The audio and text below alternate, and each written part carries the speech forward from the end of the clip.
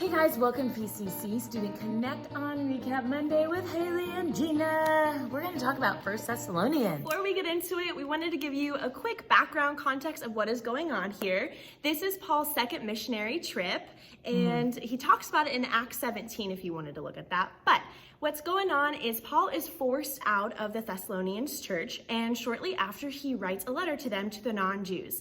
This is to help encourage new believers, to tell them to urgently live out godly lives, and also tell them about the coming of the Lord. So we're going to kind of do, not really a recap, but a devotion / kind of touch topic on this 1 Thessalonians.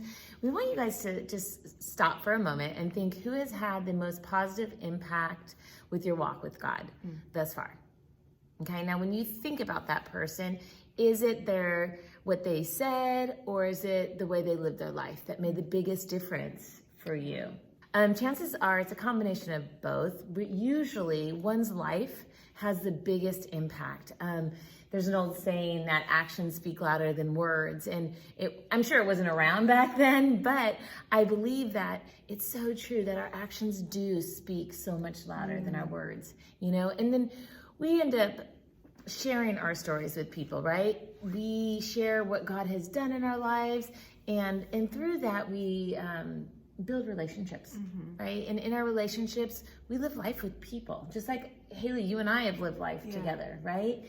And if I just told you, this is how you're saved, as opposed to allowing you to get to know me and for me to share what God's done and how God helps me or processes through things, to me that has more of an impact to sharing how I was saved and how important it is to be saved by God.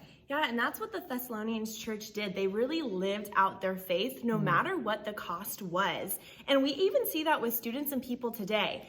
It is very evident when a student is willing to maybe lose friends or reprioritize their life goals or what's important to them to follow Jesus no matter what the cost is. So I'm going to read to you guys 1 Thessalonians 9 and 10. It says, "For they themselves report concerning us the kind of reception we had among you, and how you returned to God from idols to serve the living and true God, and to wait for his Son from heaven, whom he raised from the dead, Jesus, who delivers us from the wrath to come." People tend to live focusing on more of, the present circumstances and things that are right now, right? And instead of the heavenly perspective. And here we see in Thessalonians how they turn from their ways, they turn from their false idols. And like you said, Hailey, sometimes that's not easy, whether it be they're worried about their social status. So they might lose a certain set of quote unquote friends. To live a life that's glorifying to God. But these people in Thessalonians, we see them doing that, and it's so fun because they're turning from, which is repenting, or their eyes have been revealed of a sin bend that they may have been living, and moved towards the living and true God. So it's really alive. Their faith is alive, and I love that. And I see that totally in students. You can see those that are on fire with the Lord. And that doesn't mean that they live perfect lives. It means that they stumble and fall, they brush off their knees, and they get up and continue to move towards the Lord. And 1 Thessalonians explains what God's will is for us believers. So we want to encourage you guys to go read through it. If you have any questions about it, please ask us. We're here. Our contact information is always below.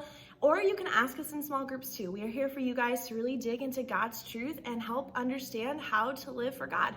Thanks, guys. We hope you had a great weekend, and have a great Memorial Day today. Bye. See you tomorrow.